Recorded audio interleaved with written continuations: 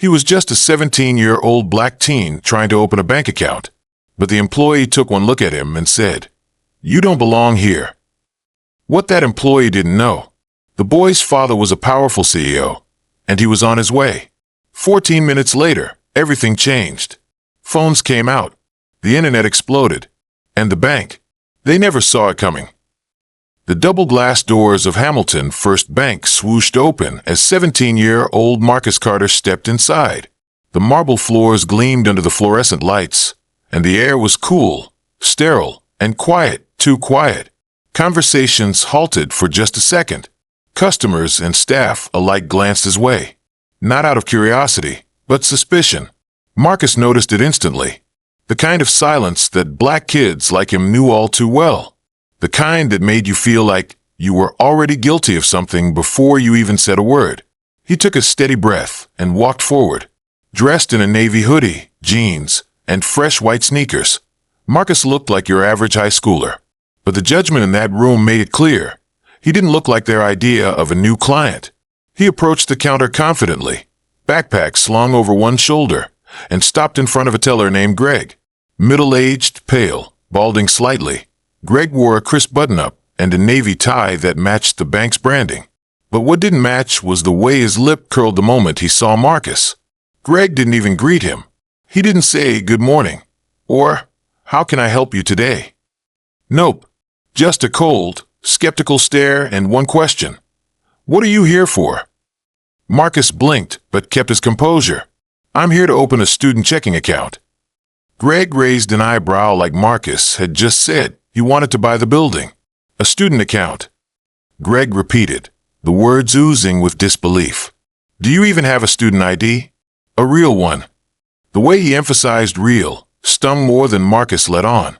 Still, he reached into his backpack and pulled out a neatly folded folder. Inside were the exact documents he needed. A school letter confirming enrollment, a valid student ID, and a government-issued photo ID. He laid them on the counter, keeping his voice calm. Everything's here. Greg picked up the documents and gave them a 1-second glance before tossing them back like they were trash. Look, I don't think this is the right place for you, he said with a fake smile that didn't reach his eyes. We don't hand out cash here like it's a convenience store. Marcus froze. He had heard microaggressions before, plenty of them. But this wasn't micro. This was loud, bold, blatant, and it was happening in front of other customers. A woman at a nearby desk looked up briefly from her transaction. Another man in a suit turned and frowned, clearly unsure of what he was witnessing, but not saying anything. That was always the pattern. They saw, they heard, but no one ever intervened. Still, Marcus refused to back down. I have the right documents, he repeated. I'd like to open an account. Greg folded his arms and looked him up and down with disgust. Look, kid, I don't know if you're trying to scam us or what, but this isn't the place for your kind of business. Your kind. There it was. The words hung in the air like a slap across the face. Not just to Marcus, but to anyone who looked like him. To every black teen who had ever walked into a space and been told, explicitly or not, that they didn't belong. Marcus clenched his jaw. His heart pounded, not with fear, but with frustration. He wasn't about to cause a scene. That's what they expected. That's what they'd use against him. So instead, he did something Greg didn't expect. He smiled, politely, calmly, and said, "Excuse me for a moment." Then he picked up his phone and stepped outside. Because what Greg didn't know, what no one in that bank knew, was that Marcus wasn't just any 17-year-old. He was the son of Jamal Carter, one of the most powerful CEOs in the state. And this bank, yeah, his father practically owned it. Marcus stood just outside the front doors of Hamilton First Bank, staring through the spotless glass at the man who had just humiliated him. Greg was back at his post, laughing with another customer like nothing had happened, like he hadn't just disrespected a 17-year-old black teen for simply trying to open a bank account. The cool breeze brushed against Marcus's face, but it didn't calm him. His heart was pounding. His hands trembled, not out of fear, but a mix of rage and disbelief. This wasn't the first time someone looked at him and made assumptions. It had happened at stores, in classrooms, even at restaurants. But today felt different. Today he was ready. He reached into his hoodie pocket and pulled out his phone. He didn't scroll or hesitate. He opened his favorites and tapped the name, Dad. The phone rang once, twice. Then came the voice. Marcus. Hey, Dad. Marcus's voice cracked just slightly. I'm at Hamilton First, the downtown branch. There was a brief pause on the other end. Everything all right? Marcus swallowed hard. They won't help me. The teller, he wouldn't even look at my paperwork. Said I didn't belong here. There was another silence. This one longer, heavier. The kind that didn't need words to communicate what was boiling underneath. Jamal Carter wasn't just Marcus's father. He was a titan in the business world. CEO of Carter Tech, a booming tech company that had started in a tiny apartment and grown into a city powerhouse. He was one of the most respected entrepreneurs in the state, and quietly, one of Hamilton First Bank's biggest private investors. His company had accounts there. His board members had accounts there. He even spoke at their leadership conferences. But none of that mattered right now. What mattered was that his son, his only son, had just been told he didn't belong. And that lit a fire in Jamal that few had ever seen. Stay outside, Jamal said, his voice calm but laced with steel. I'll be there in 15. Click. Marcus lowered the phone, exhaled slowly, and sat down on the bench outside the bank.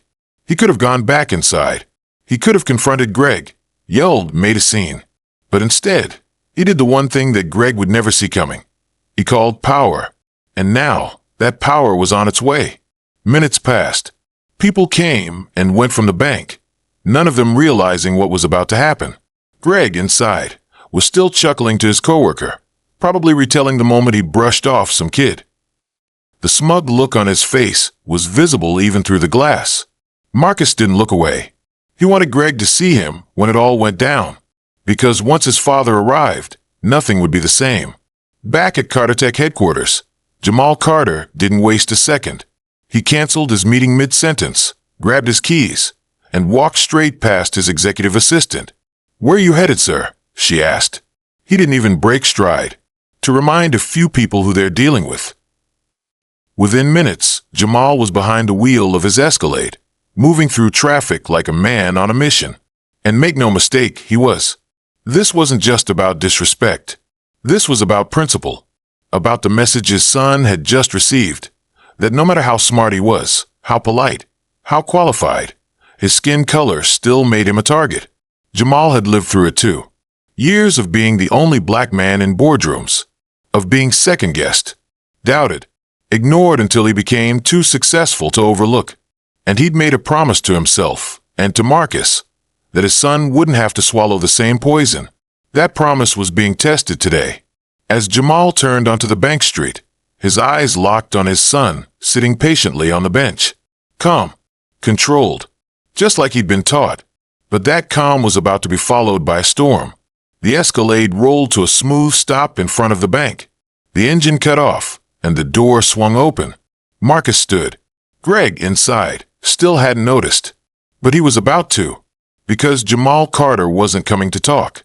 He was coming to shake the foundation of a place that thought it could humiliate his son without consequence.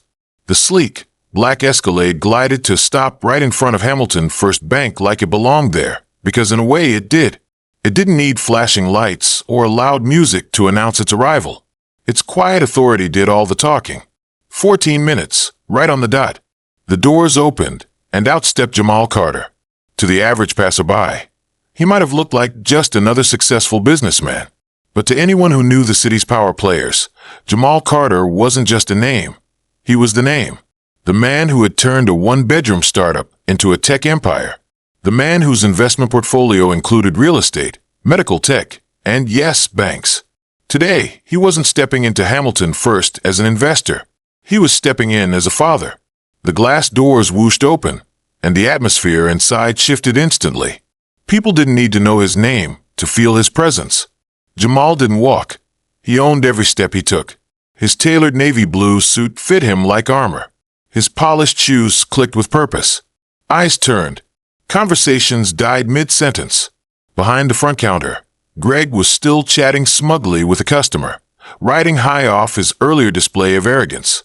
But the moment he looked up and saw Jamal, the color drained from his face like water from a sinking ship. "Good afternoon," Jamal said, his voice calm but firm, like the first rumble of thunder before a storm hits. "I believe you had a problem helping my son earlier?" Greg blinked. I didn't realize." Jamal raised an eyebrow. "You didn't realize what exactly?" "That he was my son, or that you were profiling a black teenager and refusing to do your job." There it was. No shouting, no cursing, just truth. And truth, spoken by a man like Jamal Carter, hit harder than any scream ever could. The room went still. Greg's lips moved, but the words were panicked, scrambling over each other like they were trying to escape. I apologize, Mr. Carter. I didn't mean to offend." "Oh, you meant it." Jamal cut in, taking a step closer to the counter. "You meant every word you said when you told my son he didn't belong here. You meant it when you mocked his ID, when you humiliated him in front of strangers." From across the room, a customer raised her phone and began recording. Another tapped her friend and whispered, "That's Jamal Carter. That's his son." Greg shifted uncomfortably under the weight of a dozen eyes, and the unmistakable glare of a man with both power and purpose. I didn't know," Greg began. "That's the point," Jamal said, his voice colder now. "You didn't want to know. You saw a young black kid in a hoodie and decided you knew everything. And now you're about to learn what a mistake that was." He took a breath, then spoke each word with precision. "Get your manager. Right. Now." Greg nearly tripped over his own feet, trying to get away from the counter. Within seconds, the branch manager, a nervous-looking man in a gray suit named Mr. Dalton, emerged from the office at the back.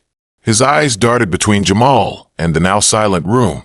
"Mr. Carter, I had no idea you were stopping by today." Jamal didn't shake his hand. He didn't exchange pleasantries. "Your employee just profiled my son. He refused to serve him, mocked him, and implied he was here to scam your bank. You tell me, is that your company's customer service standard?" The manager looked like he'd just swallowed a spoonful of nails. "Of course not, sir. That's absolutely unacceptable. I will handle this immediately." "You'd better," Jamal said, stepping aside as Marcus walked through the doors to join him. "Because I don't just bank here. I invest here. And if your staff can't treat every customer with the same respect, regardless of their skin color, age, or clothing, then maybe I need to reevaluate exactly where my money is going."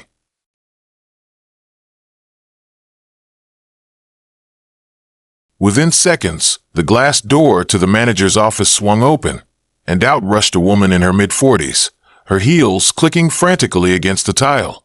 Linda Morrison, the branch manager, had seen many tense moments in her career, but nothing like this.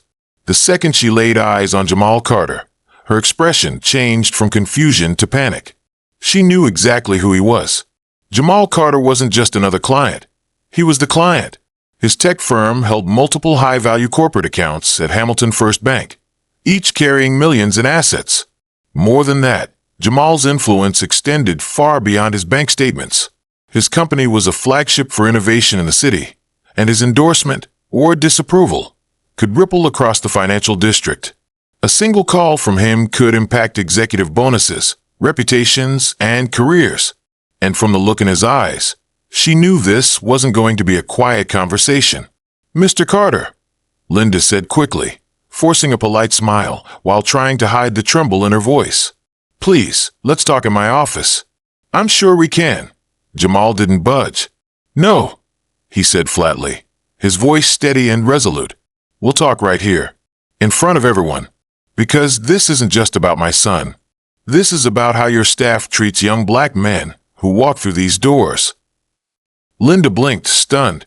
The lobby fell into complete silence. No typing, no transactions, just the weight of Jamal's words hanging in the air like thunder before a storm. Greg, who was now slinking toward a far corner of the teller station, looked like he wanted to melt into the carpet. His smirk from earlier was gone, replaced by a pale, clammy fear. Jamal didn't yell. He didn't need to. His calmness made his words strike harder. "I teach my son to be respectful. he continued, his voice unwavering. I teach him to be patient, to stay calm even when he's being disrespected. But don't confuse that silence for weakness.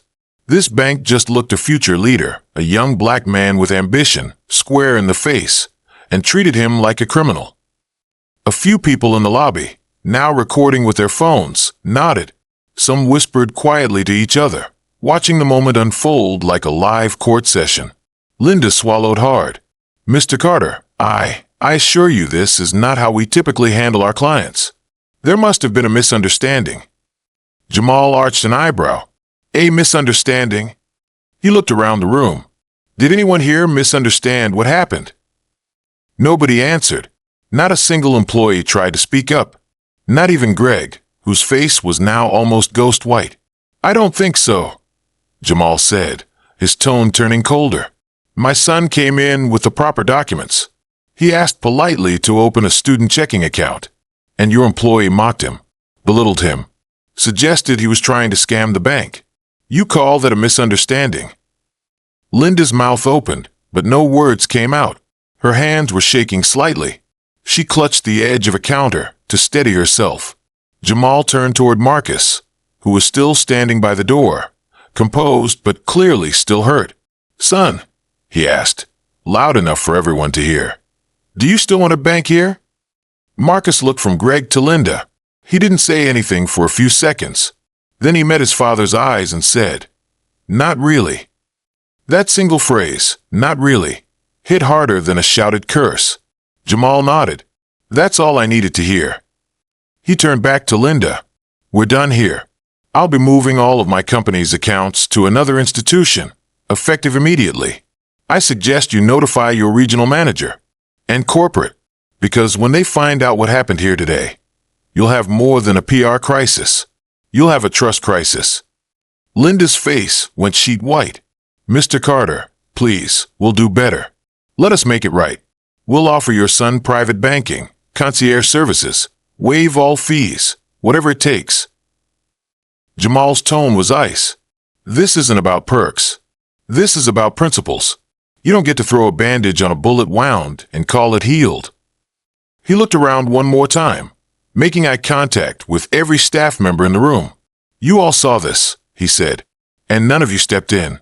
That silence is part of the problem. A young black employee at a side desk looked down at her hands, visibly upset. Jamal placed a hand on Marcus's back. Let's go, son. We'll find a bank that treats us like clients, not suspects. As they turned to leave, murmurs filled the room. Customers watched them walk out in stunned silence. Some clapped softly. Others gave Marcus encouraging nods. The energy had completely shifted. Outside, Marcus took a deep breath of fresh air. His father looked down at him. You did everything right, Jamal said, and now the world saw it. Inside, Linda stood frozen.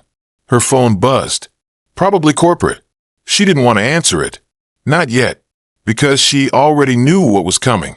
What had started as one teenager being dismissed had turned into a moment of reckoning, and nobody inside that bank would ever forget the name Marcus Carter.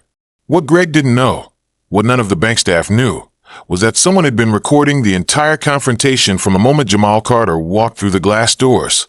A young woman seated near the waiting area, phone angled discreetly over her purse, had captured it all.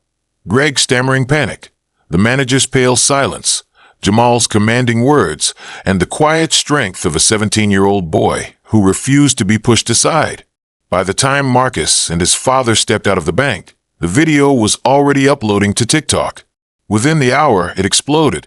Black CEO confronts bank over racist treatment of son, pulls millions in funding. Bank employee fired after profiling teen, didn't know who his dad was. It was everywhere. Twitter, Instagram, Facebook, even LinkedIn. Within 6 hours, the video had racked up over 3 million views. By the end of the day, it had been shared by influencers, activists, celebrities, and even a few major news outlets. The hashtag #BankingWhileBlack trended for 3 days straight. People were furious. In the video, you could clearly hear Greg's tone, the smugness in his voice when he said, "We don't hand out cash here like it's a convenience store." You could see the way he dismissed Marcus, like he was just some kid wasting time. Then you saw the shift, the moment he realized who Marcus's father was, and the sudden scramble to cover up the discrimination. It was textbook racism, and now the whole world had seen it. Hamilton First Bank went into full PR crisis mode. Their first move? A standard copy-and-paste apology posted to Twitter. "We take issues of discrimination very seriously and are investigating the incident. Hamilton First Bank values all of our customers equally." The public wasn't having it. Thousands of comments poured in. "You value customers after getting caught on camera? Try valuing your black customers before their millionaire dads show up." "Fire Greg. Reassigning isn't enough. We want accountability." The bank stock dropped slightly the next morning. Not enough to make headlines, but enough for the board to start sweating. They scrambled behind the scenes, holding emergency meetings with their PR and legal teams. Meanwhile, Greg was let go. Quietly, of course. No big press release. No public statement. But word got out anyway, because people on the internet always find out. Linda, the branch manager, wasn't fired, but she was reassigned to a regional training role 2 towns over. Essentially a demotion with a fancy title. One employee who worked at the same branch later posted anonymously, "Everyone knows this wouldn't have happened if the kid was white. They're trying to cover it up now, but the whole staff saw it. We all knew who Jamal Carter was. Greg just couldn't see past the hoodie." That post alone went viral, adding more fuel to the fire. Hamilton First Bank tried to do damage control. They rolled out a new marketing campaign on social media promoting diversity, equity, and inclusion. They posted stock photos of happy customers from all backgrounds. They announced a round of mandatory sensitivity and diversity training for all employees. But it was too late. The internet had already made up its mind. What could have been a quiet, solvable incident had become a national conversation. News anchors debated it on morning shows.